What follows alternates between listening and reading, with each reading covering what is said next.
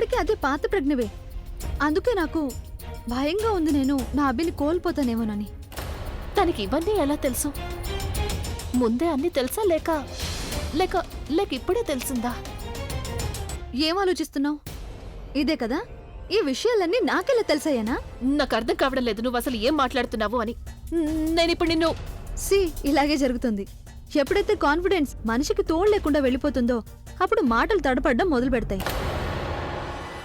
ఇప్పుడు నేను నీకు చెప్పబోయే విషయం వింటే బహుశా నీ కాళ్ళు కూడా వనకడం మొదలు పెడతాయేమో.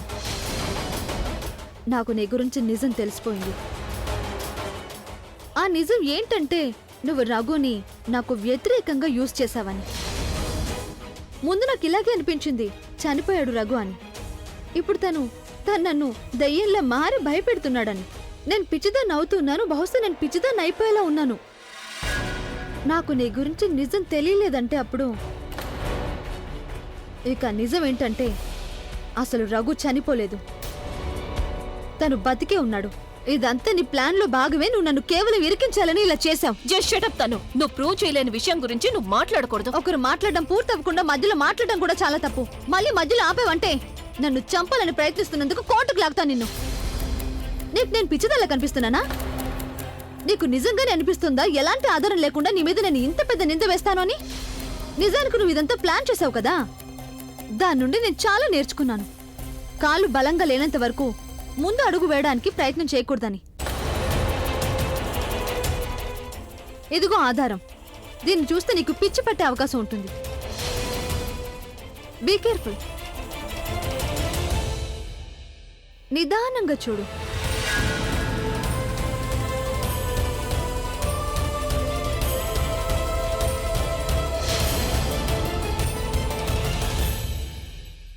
సో ఇప్పుడు నువ్వేమంటావు?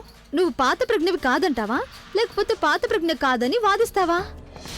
డబ్బు మీద ఆశ ఉందని, సెల్ఫిష్ అని, అభి మీద ఎలాంటి ఇంట్రెస్ట్ లేదని చెప్తావా? చెప్పు చెప్పు. అలాగే నువ్వు నీ హిట్లర్ యాక్టింగ్ చూపిస్తావా నాకు? నాకు చాలా ఆశగా ఉంది నీ వీడియో తీసుకెళ్లి అభికి చూపించాలని. ఏం చేయాలి? చూపించలేకపోతున్నాను, కానీ నేను నిన్ను గెలవనివ్వను. అభి ఇంతకు ముందు నావాడే, ఎప్పటికీ నావాడే అవుతాడు.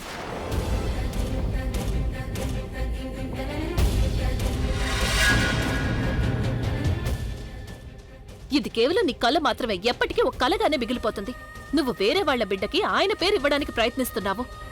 నీ అక్రమ సంబంధాన్ని ఆయన ప్రేమ బంధంలో కప్పిపుచ్చడానికి ప్రయత్నిస్తున్నావు. నేనే పిచ్చిదాన్ని.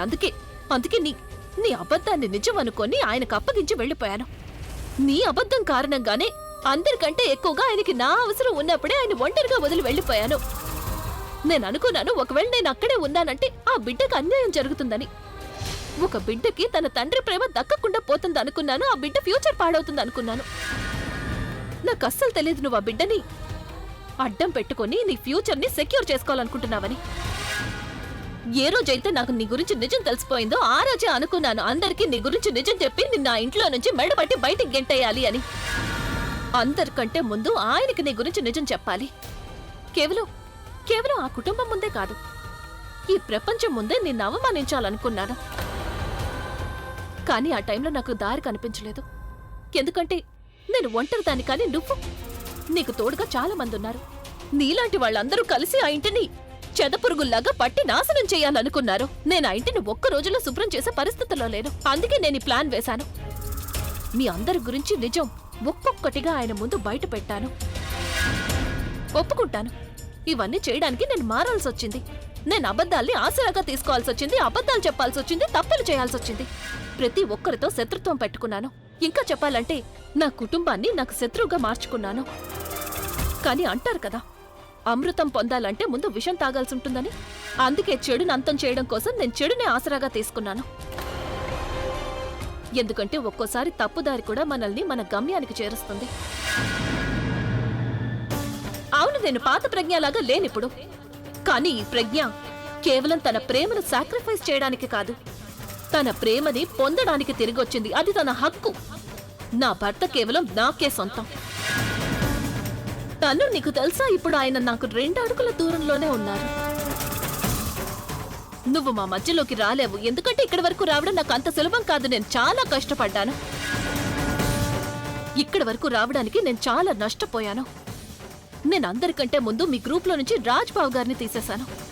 తర్వాత ఆలియా నిజం బయట పెట్టాను, తన ఇంటి నుంచి బయటికి గెంటేశానిక నీ వంతు. పోన్లే, మంచిదే, మనిద్దరి గురించి నిజం ఒకేసారి బయటపడింది. ఇప్పుడు నేను స్వేచ్ఛగా నీతో మాట్లాడగలను. నేను నీకు ఒక సజెషన్ ఇవ్వాలనుకుంటున్నాను. ఓటమి కళ్ళ ముందు కనిపిస్తున్నప్పుడు నువ్వు వెనకడుగు వేయడం చాలా మంచిది. బాధ కాస్త తగ్గుతుంది కదా.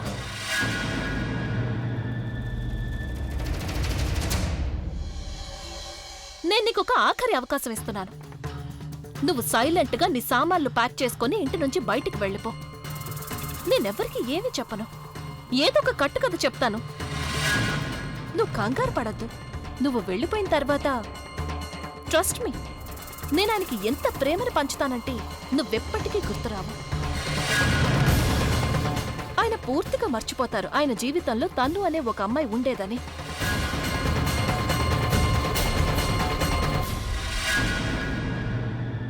తను కొన్ని కథల శత్రుత్వంతో మొదలయ్యి స్నేహంతో అంతమవుతాయి, కొన్ని ద్వేషంతో మొదలయ్యి ప్రేమతో అంతమవుతాయి. మా ఇద్దరి కథ కూడా అంతే. మా కథ మా పెళ్లితో మొదలయ్యి ఇప్పుడు మా కలయికతో అంతమవుతుంది. ఒకవేళ నువ్వు మా కథలో నీ మెలో డ్రామాతో ఏదైనా ట్విస్ట్ తీసుకురావడానికి ట్రై చేస్తే అప్పుడు క్లైమాక్స్ కి ముందే నేను నీకు ది ఎండ్ రాసేస్తాను.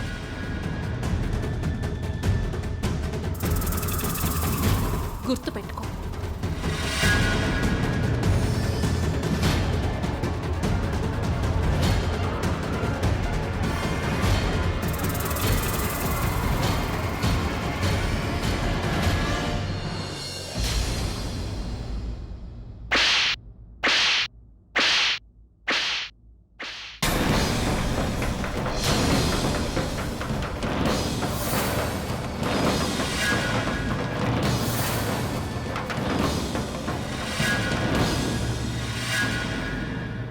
నా గురించి మాట్లాడడానికి ముందు నీ మొహాన్ని నువ్వు అద్దంలో చూసుకో ఒకసారి.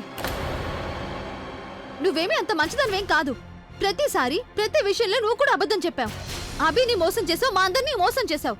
ముందు నువ్వు నీ భర్తను నాశనం చేయడానికి ఆ ఇంటికి వచ్చానని చెప్పావు. కానీ ఇప్పుడు నీకు నీ ప్రేమ, నీ భర్త తిరిగి కావాలంటున్నావు. అవును, నేను అబద్ధం చెప్పాను, కానీ నేను అబద్ధానికి కట్టుబడైతే ఉన్నాను కదా. కానీ నువ్వు నీ నిజం ఏంటి, అబద్ధం ఏంటి అర్థం కావడం లేదు. ముందున్న ప్రజ్ఞగా నిన్ను నమ్మాలా లేక మారిపోయిన ప్రజ్ఞగా నమ్మాలా అని నువ్వే నాతో చెప్పావు. నేను అభికి డివోర్స్ ఇచ్చి నా జీవితాన్ని స్వేచ్ఛగా బతకాలనుకుంటున్నాను అని. నేను మొదటి నుంచి ఇదే కోరుకుంటున్నాను. అవకాశం కోసం ఎదురు చూశాను అంతే. నాకు అవకాశం దొరికినప్పుడు ఆ పేపర్స్ మీద మీ సంతకాలు తీసుకున్నాను. నా బిజినెస్ తో పాటు మీ పెళ్లి మీద కూడా ప్రభావం పడుతుంది. కానీ సాడ్లీ నేను పెళ్లిని ఎక్కువ రోజులు ఆపడం కుదరదు. నీ కడుపులో ఆయన బిడ్డ పెరుగుతోంది కదా. నేను అప్పుడు కూడా నీ మీద నమ్మకం పెట్టుకున్నాను. అలాగే అప్పుడు కూడా నేను నిన్ను నమ్మాను. కాన్సర్ట్ కి ముందు నువ్వు నాకు హెల్ప్ చేయాలనుకున్నప్పుడు నీకు అభి మీద ఎలాంటి ఇంట్రెస్ట్ లేదనుకున్నాను. నువ్వు నాకు హెల్ప్ చేయాలనుకుంటున్నావు అనుకున్నాను. కానీ నేను పొరపడ్డాను. నువ్వు నన్ను అభిని వేరు చేయాలనుకుంటున్నావు. ఇద్దరు ప్రేమికుల్ని నువ్వు వేరు చేయాలనుకుంటున్నావు. మేమిద్దరం ఒక పవిత్రమైన బంధంతో ముడిపడి ఉన్నాం, కానీ నువ్వు మమ్మల్ని వేరు చేయాలనుకుంటున్నావు. నువ్వు నన్ను నా భర్తని వేరు చేస్తున్నావు. నేను నిన్ను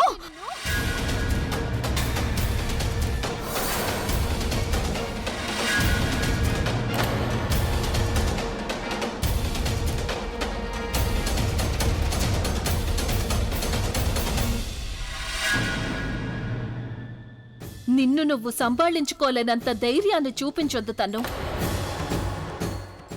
నిజాయితీ నుండి వస్తుంది ఏ ధైర్యమైనా. కానీ నువ్వు తల నుండి కాలి వరకు అబద్ధాలతో నిండిపోయున్నావు. ఏ ప్రేమ గురించి నువ్వు మాట్లాడుతున్నావో నీ మొండితనం, అలాగే అక్రమ సంతానానికి నువ్వు ప్రేమ అనే పేరు పెట్టొద్దు. ఏ బంధం గురించి నువ్వు మాట్లాడుతున్నావు? ఏ బంధాన్నైతే నువ్వు పవిత్ర బంధం అంటున్నావో ఆ బంధంలో నువ్వు ఆయన్ని ప్రేమిస్తున్నావు, కానీ ఆయనకే తెలియకుండా నువ్వు మరొకరిని కోరుకుంటున్నావు. ఇంకెవరో బిడ్డకి నువ్వు ఆయన పేరునివ్వాలనుకుంటున్నావు. అంతేకాదు, ఇంకెవరినో ప్రేమించి వాళ్ల బిడ్డతో నువ్వు ఆయన పెళ్లి చేసుకోవాలనుకుంటున్నావు. సిగ్గు లేదు కదా కనీసం? సిగ్గనే పదానికి నీకు అర్థం కూడా తెలియదనిపిస్తోంది. తను పెళ్లిలో నీ సంతోషమే కాదు, ఒకరి సంతోషం గురించి మరొకరు ఆలోచించాలి.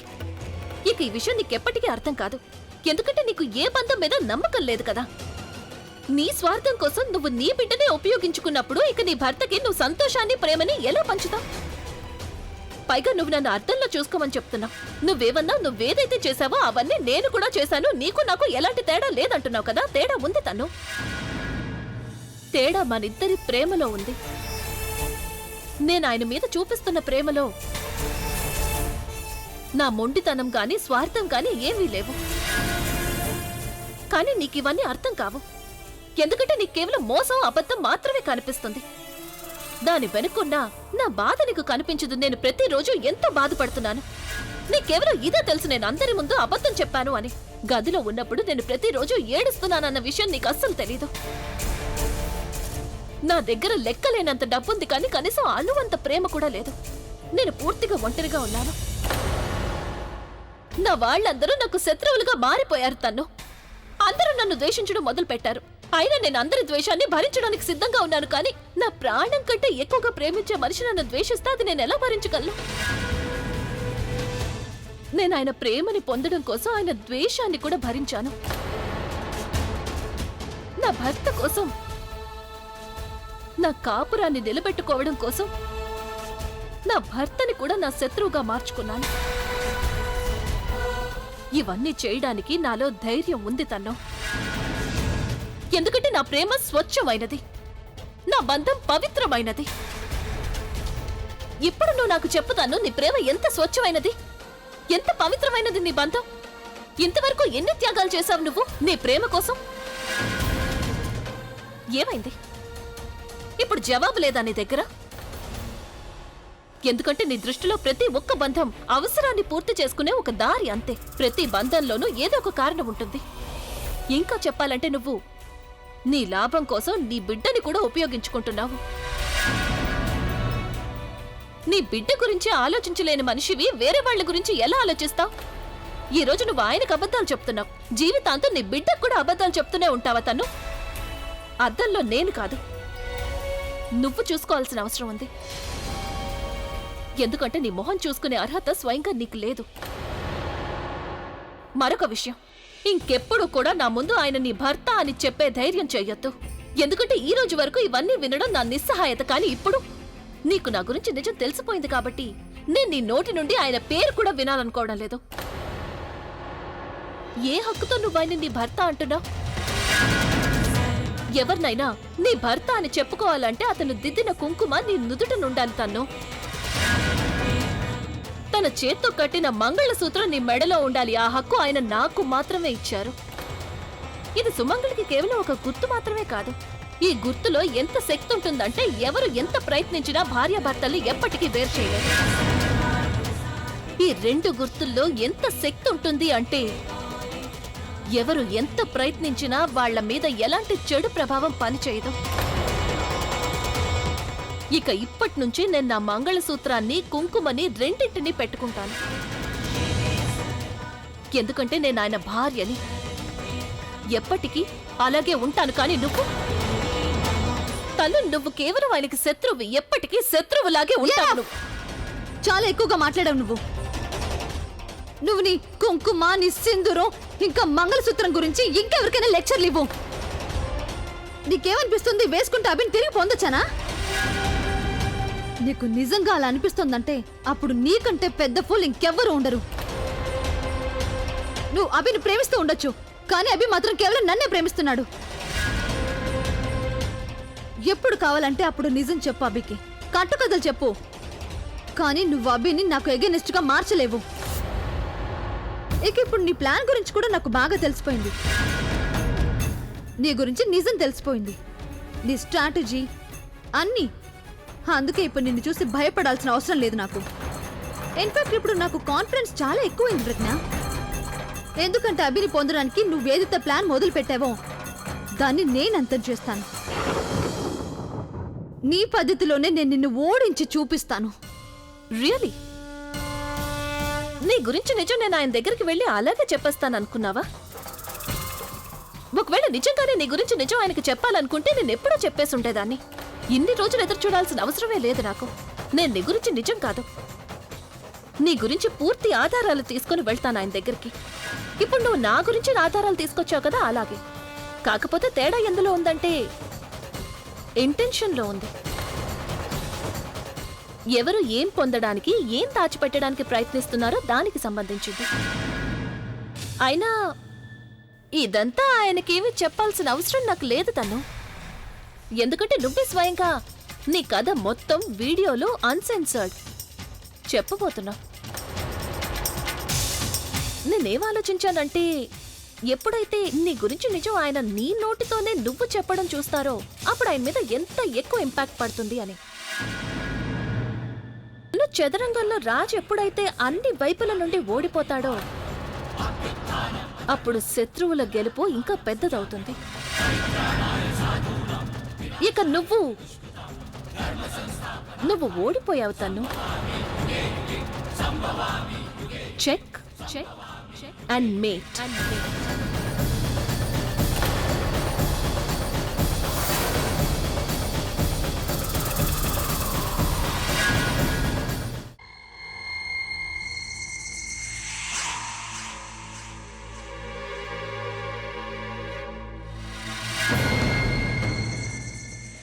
ఐఎమ్ సారీ యార్. ఎవరు నువ్వు ఇక్కడేం చేస్తున్నావు? అరే నువ్వు కనిపించడం చాలా మంచిదండి. నిజంగా ఏం అర్థం కావట్లేదు నాకు. ఏం చేయాలా? ప్రజ్ఞ అరోరా పేరు వినే ఉంటావు కదా నువ్వు. ఆవిడకి ఒక పియ్య ఉన్నాడు, రఘు అతని పేరు. ఎక్కడో ఉంటాడు. నేను అతని కోసం వెతుకుతున్నాను చాలా రోజుల నుంచి, కానీ కనిపించట్లేదు. ఏం పని ఉంది అతనితో? చూడు నాన్న, అతనితో నాకేం పని ఉందో నీకెందుకు? నువ్వు నీ పని చూసుకో. తెలుసు కదా అతను? అవును నాకు తెలుసు. వెళ్ళి పిలువ అతని. ఒక్క నిమిషం ఆగు, నేను ఇప్పుడే పిలుస్తాను అతన్ని. పునీత్, సందేశ్, రాకేష్. ఈ సందేశ్ పునీత్ కాదు, రఘు అతని పేరు. నువ్వేమనుకున్నావు? రఘు కావాలని అడగగానే అతను పిలుస్తానని అనుకున్నావా? ఇప్పుడే కదా నువ్వు డబ్బులు తీసుకున్నావు కదా నా దగ్గర ఇన్ఫర్మేషన్ ఇవ్వడానికి. డబ్బులా? ఏం డబ్బులు? మందు తాగొచ్చావా ఇక్కడికి? మర్యాదగా చెప్పు, లేకపోతే. మోహన్ చూస్తే చదువుకున్న తెలివైన వాళ్ళ కనిపిస్తున్నావు. బట్టలు కూడా ఖరీదైన వేసుకున్నావు. నువ్వు బట్టలు పాడు చేసుకోవాలా లేక మొహమా? ఏమంటున్నావు నువ్వు? బట్టలు కాదు, మొహము కాదు. చాలా దూరం నుంచి వచ్చాను నేను. రఘు నా ఫ్రెండ్ తెలుసా? అతను ఎలా ఉన్నాడో అదైనా తెలుసుకునివ్వండి. ఆకాశ్ సార్ చెప్తున్నాను, వెళ్ళిపో ఇక్కడి నుంచి. కూల్, వెళ్తున్నాను.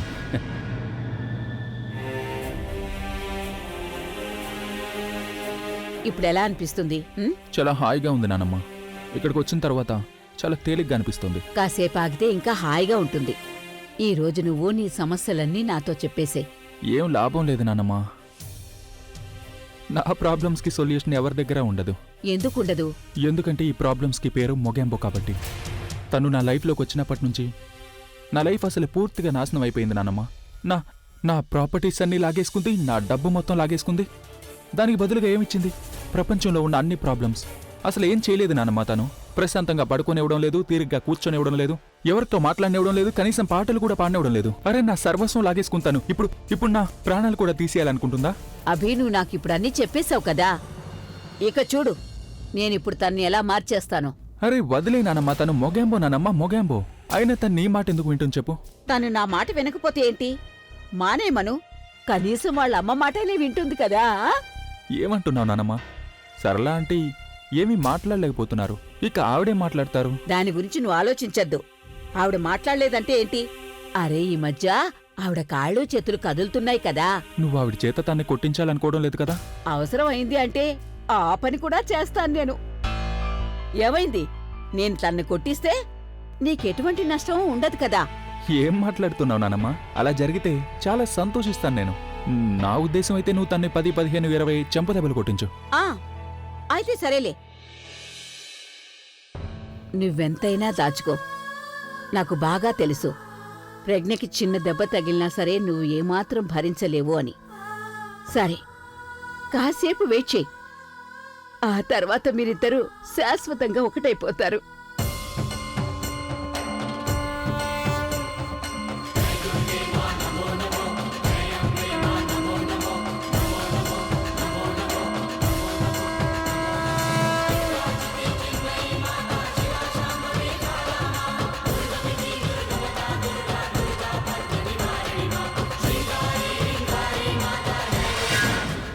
ఇప్పటికే చాలా అయిపోయింది. ఇకేం మాట్లాడినా అది ఆయన ముందే మాట్లాడాలి. అయితే చెప్పు మరి. నేను నీ భగవంతుడికి అసలు ఏ మాత్రం కూడా భయపడ్ను. నువ్వు దెయ్యానికే భయపడవు, దేవుడికి ఎలా భయపడతావు?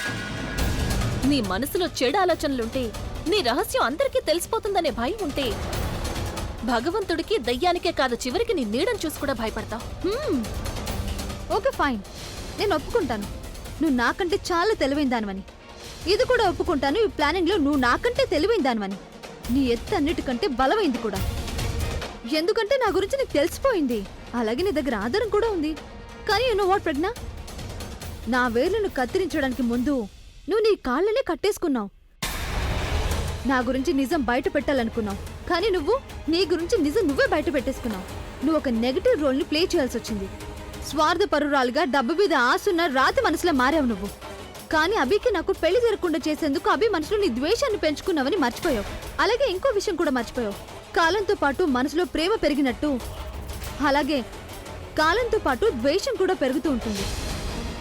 అభి మనసులో నీ మీద మిగిలిన ఆ మాత్రం ప్రేమ కూడా పూర్తిగా పోగొట్టుకున్నావు నువ్వు. ఇంకా దేని గురించి వచ్చావు నువ్వు ఇక్కడికి? ఏ కథలు ద్వేషంతో మొదలవుతూ ఉంటాయో అవెప్పుడు ప్రేమతోనే అంతమవుతాయి. నాకు తెలుసు నన్ను ఆయన పెళ్లి చేసుకున్నారంటే అది నా మీదున్న ప్రేమతో కాదు ద్వేషంతో చేసుకున్నారని. మెల్లమెల్లగా అదే ద్వేషం ప్రేమగా మారుతూ వచ్చింది, అది కూడా నీ కళ్ళ ముందే. చూడటానికి మనసులో ప్రేమ ఇంతే ఉండొచ్చు, అది పెరగడానికి ఎంతో టైం పట్టదు. కాకపోతే ఆ ప్రేమ స్వచ్ఛమైనదై ఉండాలి. నా ప్రేమ స్వచ్ఛమైనదే.